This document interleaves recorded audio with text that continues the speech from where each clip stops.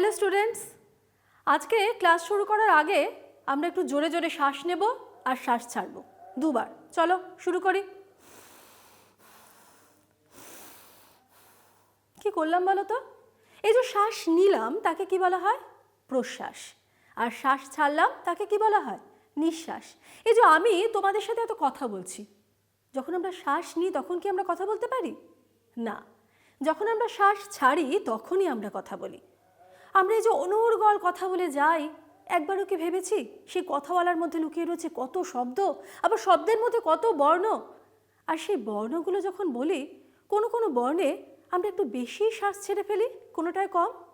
আমরা কি ভেবেছি কখনো? আজকে আমরা ভাবব। চলো আমরা খুঁজে দেখি অল্প প্রাণ বর্ণ আর মহাপ্রাণ বর্ণদের। এই অল্প প্রাণ বর্ণ হলো যে সমস্ত বর্ণ উচ্চারণের সময় আমাদের কম শ্বাসবায়ু বের হয়, তাদেরকে বলা হয় অল্প প্রাণ। আর যে সমস্ত বর্ণ উচ্চারণের সময় বেশি বায়ু বের হয় তাদেরকে বলা হয় মহাপ্রাণ।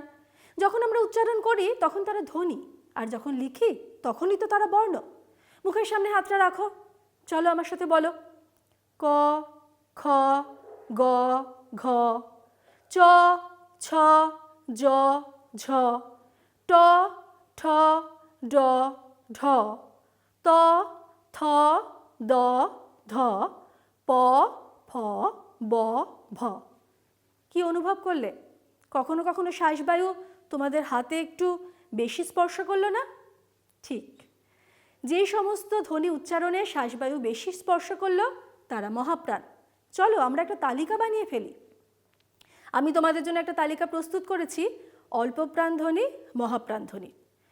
তোমরা নিজেরা কিন্তু সেটা দেখে আবারও একটা তালিকায় সমস্ত অল্প প্রাণ ধ্বনিকে এক জায়গায়, সমস্ত মহাপ্রাণ ধ্বনিকে আরেক জায়গায় লিখে ফেলবে। তখন কিন্তু তারা বর্ণ হয়ে যাবে। শুধু বর্ণ লিখলেই হবে না, এবারে আমরা খুঁজে দেখব শব্দের মধ্যে তারা কিভাবে আছে। যেমন ধরো একটা শব্দ ছোট, তাহলে ছ, ছ কি ধ্বনি? ছ হলো মহাপ্রাণ ধ্বনি। আর ট অল্প প্রাণ ধ্বনি। এভাবে তোমাদের জন্য আমি ওয়ার্কশিটের মধ্যে কিছু শব্দও দিয়েছি, সেখান থেকেও তোমরা অল্প প্রাণ ধ্বনি আর মহাপ্রাণ ধ্বনিকে খুঁজে নিয়ে বর্ণ আকারে লিখে ফেলবে। এরপর কথা তো অনেক বলবেই, কিন্তু মনে মনে ভাববে এই বর্ণটা যখন আমি বলছি তখন আর কি কিছু বৈশিষ্ট্য আছে। আজকে তাহলে এই পর্যন্তই। ভালো থেকো তোমরা।